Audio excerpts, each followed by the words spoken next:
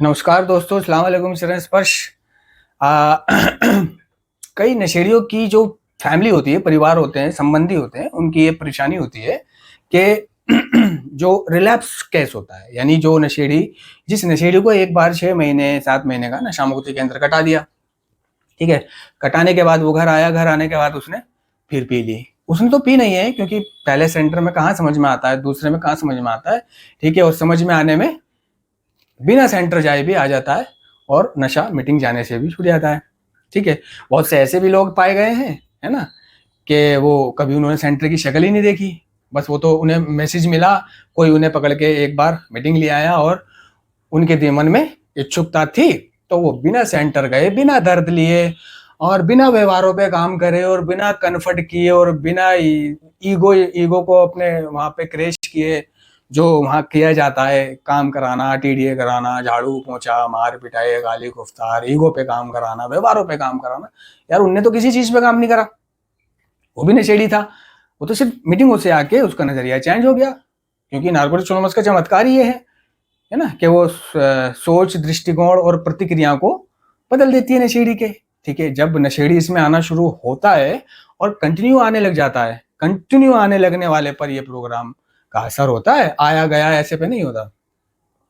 तो उसकी सोच में परिवर्तन आता है, नजरिया बदलता है, व्यवहार बदलता है, सब चीजें बदलती है, नशा नशे से दूर होता है, धीरे धीरे रिकवर होता है, अगर वो होना चाहे तो परिवार की ये प्रॉब्लम होती है कि भाई एक बार नशा मुक्ति केंद्र 6 महीने के लिए भेज दिया, अब इसको दोबारा दोबारा जब हम भेजना चाहते हैं, नशा कर रहा है ये, तो फिर से सेंटर वाले बोल रहे हैं कि 6 महीने लगेंगे, 6 महीने रखना पड़ेगा, 6 महीने का पूरा इलाज है इसका, ठीक है। तो यार ये जरूरी नहीं है कि उसको दोबारा 6 महीने रखा जाए, ये जरूरी नहीं है, ठीक है। अगर उसके मन में इच्छा ही नहीं है नशा बंद करने की, तो उसको दोबारा आप 6 महीने रख लो, वो बाहर आके फिर नशा करेगा। अगर उसके मन में इच्छा ही नहीं है, क्योंकि ये सब इच्छा का खेल है, और इच्छा आती है फटी से, इच्छा आती है फटी से, कि पहले उसको फाड़ने दो अपनी, ठीक है। मत ठीक कराओ उसे, साले को मत भेजो सेंटर, फटने दो उसकी खूब, होने तो दो दर्द उसके जीवन में, छाने तो दो अस्वस्थता उसको एक लंबे समय तक, तड़पने तो दो उसको, छोड़ दो बिल्कुल उसे, उसके हाल पे छोड़ दो, ठीक है। आने दो वो उसके जीवन में रॉक बॉटम। तो रॉक बॉटम हिट करने से इच्छुकता आती है, ठीक है। तो इच्छुकता आने के बाद, ठीक है, वो अगर मीटिंग चला जाए और जाता रहे, 90 मीटिंग करे, तो उसका नशा बंद हो जाएगा। और इच्छुकता ही नहीं है तो वो कई सेंटर भी काटकर नशा बंद नहीं करेगा। और इच्छुकता आती है बिल्कुल फट जाने से, और फटेगी कब उसकी, जब आप उसको नशा करने का मौका देते रहोगे कि कर साले जितना करना है, उसकी तब फटेगी। और फटी पे इच्छुकता आती है कि इस फेलोशिप में हम उभरते हुए प्यार ईमानदारी, हम इस फेलोशिप में उभरते हुए हम प्यार ईमानदारी खुली मनस्थिति या इच्छुकता के साथ नहीं आए, बल्कि हम एक ऐसे मोड़ पर पहुंचे, हम एक ऐसे मोड़ पर पहुंचे, मैं एक ऐसे मोड़ पर पहुंचा जहां मैं शारीरिक शारीरिक है मानसिक और आध्यात्मिक पीड़ा को सहन नहीं कर पा रहा था। जब मैंने मार खाई तब मैं इच्छुक हुआ कि अब मैं नशा छोड़ूंगा, अपनी बचाने के लिए, अपनी बचाने के लिए। तो जब नशेड़ी इस स्थिति में पहुंच जाता है तो वो खुद अपनी बचाता है, फिर आपको बचाने की जरूरत नहीं है उसे, वो खुद अपनी बचाएगा और खुद इच्छुक होगा, खुद कहेगा, खुद जाएगा और खुद नशा छोड़ेगा। उसके पहले आप उसको बंद कर सकते हो, मार सकते हो, पीट सकते हो, कुछ भी कर सकते हो, 6 महीने के लिए भर्ती करा सकते हो, वो नशा बंद नहीं करेगा। फिर चाहे वो कितना भी सख्त नशा मुक्ति केंद्र काट ले, कितना भी सख्त इलाज लेकर के आ जाए।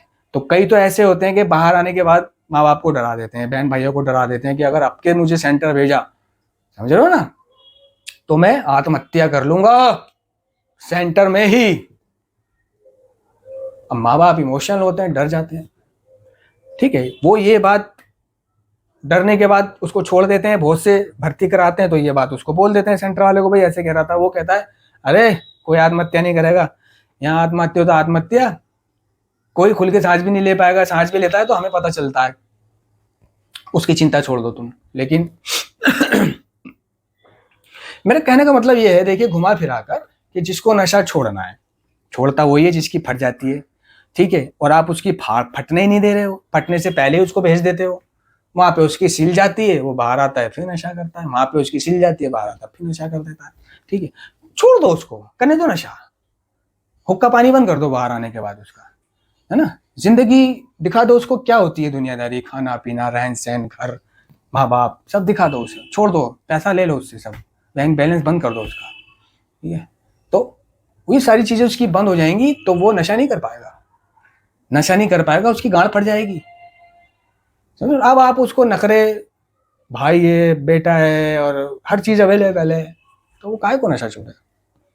अगर मैंने नशा छोड़ा तो मेरी जान पे बन रही थी, मैंने किसी को दिखाने के लिए नशा नहीं छोड़ा था, ठीक है। जैसे कि लोग दिखाने के लिए नशा छोड़ते हैं, बीवी को, बच्चों को, माँ को, भाई को, नहीं, नशा दिखाने के लिए नहीं छूटता। नशा सिर्फ अपने लिए छोड़ा था, अपनी जिंदगी बोझ बन गई थी, या तो मरना था या फिर नशा छोड़ना था, सिर्फ दो ही रास्ते बचे थे। तो मौत के रास्ते जाना कौन चाहेगा, तो मैं जिंदगी के रास्ते यानी नशा छोड़ने के रास्ते गया। अब रही कि जो 6 महीने इलाज ले चुका है, उसने नशा करा, तो उसको फिर से अगर नशा मुक्ति केंद्र में जाने की सोच रहे हैं और बात कर रहे हैं, तो वो डायरेक्टर सेंटर वाला कह रहा है कि 6 महीने का इलाज लगेगा, समझ रहे ना, 6 महीने। तो ये जरूरी नहीं है कि दोबारा भी उसे 6 महीने ही कराए जाए, क्योंकि जब तक वो छोड़ना नहीं चाहता, उसको कितने भी करा लो, छोड़ने वाला बिना सेंटर गए भी छोड़ देता है, ठीक है। बहुत से ऐसे होते हैं, एक ही सेंटर भेजते चले जाते हैं, ठीक है, बाहर आया, नशा करा, फिर वहीं भेज दिया, फिर उसकी बातों में आ गए। क्यों? वो कसाला नहीं करना चाहते, दूसरे से पूछना, दूसरी जगह जाके चेक करना, वो एक ही जगह कनेक्शन हो जाता है ना, तो उन्हें पता है बस बस फोन घुमाना है और घर पे आएंगे, ले जाएंगे। दूसरी जगह जाने के लिए सर्चिंग करना पड़ेगा, ढूंढना पड़ेगा, जाना पड़ेगा, पूछताछ करनी पड़ेगी, वगैरह वगैरह। ठीक है, माना नशेड़ी नशा करता है, लेकिन उसको कौन से नशा मुक्ति केंद्र में आप भेज रहे हो, ये तहकीकात करना बहुत जरूरी है आपके लिए। माना वो आतंकवादी है आपके घर का, लेकिन उसको जब तक एक अच्छा सेंटर, अच्छा ट्रीटमेंट, अच्छा डायरेक्टर, अच्छी व्यवस्था नहीं मिलेगी, ये भी एक कारण है कि वो नशा नहीं छोड़ पाता। वहां वो दर्दों में रहता है, भूखा रहता है, प्यासा रहता है, लाते खाता है, गाली खाता है, दूसरों के काम करता है, टटियाँ साफ करता है, जूते खाता है, जूते पॉलिश करता है, चड्डी बनियान धोता है, ठीक है, मालिशें करता है, बीड़ियाँ जला जला के देता है उनकी, है ना, गुलामी करता है, खाना बनाता है किचन में ना, ऐसी गर्मी के आलम में। तो वो तो और खुन्नस पालता है, खुन्नस पालता है कि बैंचो कहाँ मेरे को बैंचो जहन्नुम में भेज दिया, नशा ही तो किया था मैंने, किसी का मर्डर या रेप तो नहीं किया था, नशा ही तो किया। तो वो सेंटर क्या करता है, उसको सिखा तो नहीं रहा, प्यार, परवाह, चिंता, उसके साथ अच्छा व्यवहार तो कर नहीं रहा, उसे अच्छे से बिठालकर एक अच्छे काउंसलर से उसकी काउंसलिंग तो नहीं करा रहा प्यार से, क्योंकि नशेड़ी के समझ में जो है प्यार से आ जाती है, ठीक है ना।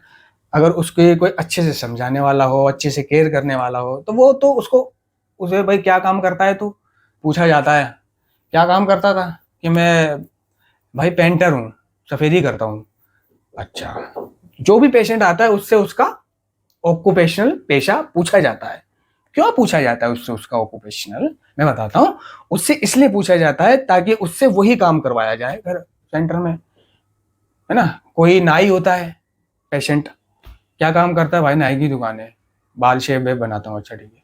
तो अब उससे अपने सेंटर के बाकी मरीजों की जो हफ्ते में, महीने में, 15 दिन में जो शेविंग आती है, जो हर 3 दिन में शेविंग बनती है, जो हर हफ्ते शेविंग बनती है, जो हर 2-3 महीने बाद कटिंग होती है, अब वो उससे करवाने लग जाते हैं। ब्लेड उस तरह लाके दे दिया उसे, ले वे काटे जाए सबकी शेव, काटे जाए सबके बाल, उसको वहां पे नाई का काम दे देते हैं।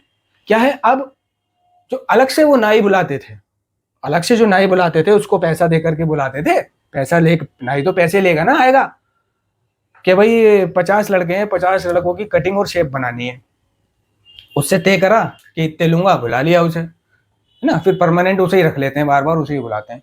तो अब क्या है, वो जब ले रहा था 5-6 हज़ार रुपए, है ना, वो बच रहे हैं उसके।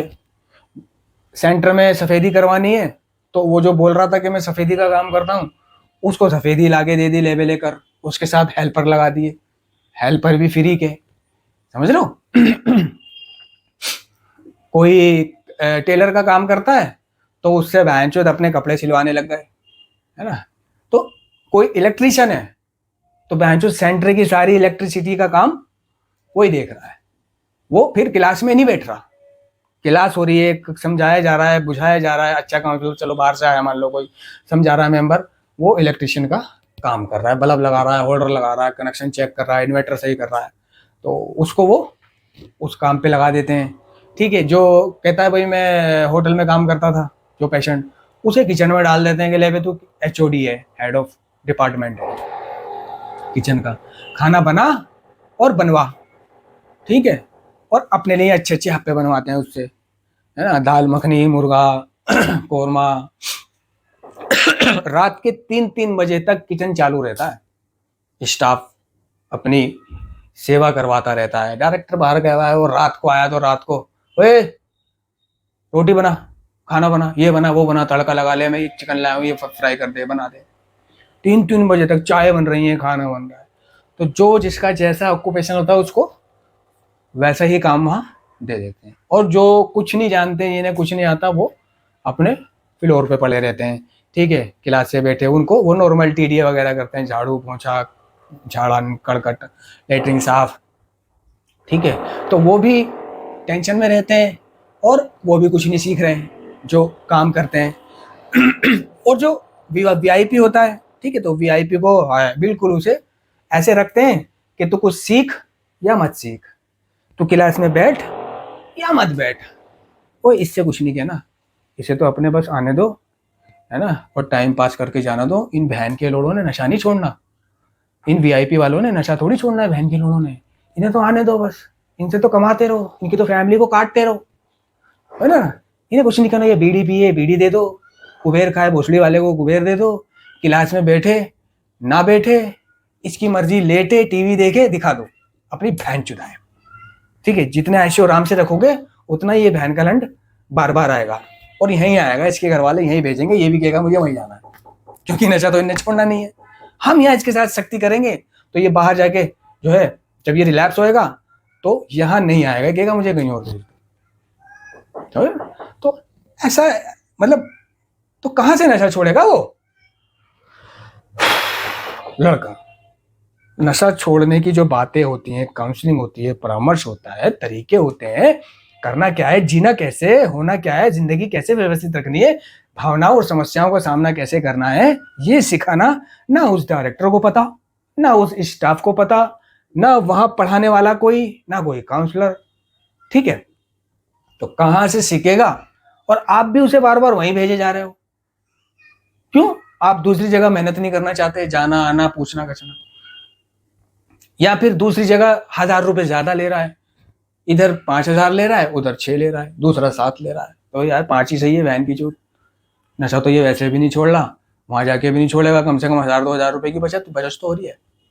तो मतलब नशा छुड़वाने के लिए, जिंदगी बेहतर बनाने के लिए, है ना, उससे जो जज्बात जुड़े हुए हैं नशेड़ी से, उसके लिए भी आप मतलब रुपया पैसा देख रहे हो, है ना, सस्ता महंगा देख रहे हो ना, कोई भाजी तरकारी है कि बहनचोद वो आलू सस्ते दे रहा है, वो महंगे दे रहा है, नहीं, आपको ये चेक करना है, सिर्फ सुनकर अमल नहीं करना, सुनकर अमल नहीं करना कि सामने वाला यार बहुत अच्छे से कह रहा है कि उसकी बातों में सच्चाई है यार, सही कह रहा है, वो सेंटर अच्छा है, नहीं भाई, उस व्यक्ति के उस सेंटर वाले से रिश्ते हैं, वो तो वहीं भिजवाएगा।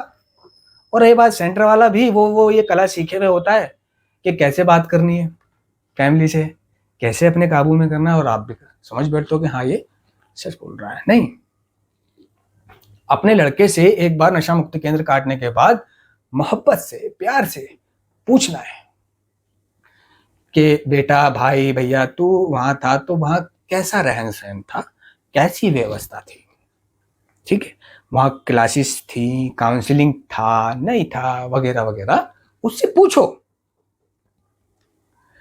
है ना, तो वो तुम्हें बताएगा वहां की सच्चाई, जब आप उसके अपने बन के पूछोगे। और आप तो वो सेंटर के अंदर ही जब उससे मिलने जाते हो तो वहां पूछते हो कैसा है, ठीक है? भाई उसने ठीक ही कहना है, हाँ मैं ठीक हूँ। और खाना वाना ठीक मिल रहा है? हाँ खाना वाना सब ठीक मिल रहा है। उसे पता है अगर मैं अच्छे से जवाब दूंगा तो मुझे बाद में थोड़ी सी छूट मिलेगी। वो छूट क्या होती है कि ऊपर जाकर एक इमरजेंसी क्लास लगवाता है डायरेक्टर, और उसको खड़ा करके कि देखो इसे, इसकी फैमिली आई थी, लेके जाना चाह रही थी, मना कर दिया इनने कि मैं नहीं जा रहा, मैं तो यहीं रहूंगा। खाने का पूछा, सब अच्छे से जवाब दिया इनने, खाना अच्छा मिलता है, सब कुछ अच्छा है ना। एक इमरजेंसी क्लास लगवा के उसे थोड़ा सा प्रोत्साहित कर देते हैं। वो भी कहता है ठीक है। और उसे पता है कि अगर मैंने कुछ झूठ बोला, मैंने कुछ सच्चाई उगली, झूठ नहीं सच्चाई उगली, तो घर वाले अगर नहीं लेके गए तो मेरी गांड तो कुटनी वाजिब है। तो जिस तरह इमरजेंसी क्लास लगा के उसकी तारीफ की जा रही है कि देखो इस भाई ने इसको फैमिली लेने आई थी, इनने कहा तो मैं नहीं जाऊंगा, मैं तो भाई के पास ही रहूंगा। उसी तरह जहर उगलने वाले को और सच्चाई उगलने वाले की भी एक इमरजेंसी क्लास लगाई जाती है। ओए खड़ा हो जा, अरे बहन की चूत, ओए पकड़ इस बहन के लवड़े को। हाँ क्या कह रहा था तू? भाई भाई भाई अब नहीं कहूंगा, भाई अब नहीं कहूंगा।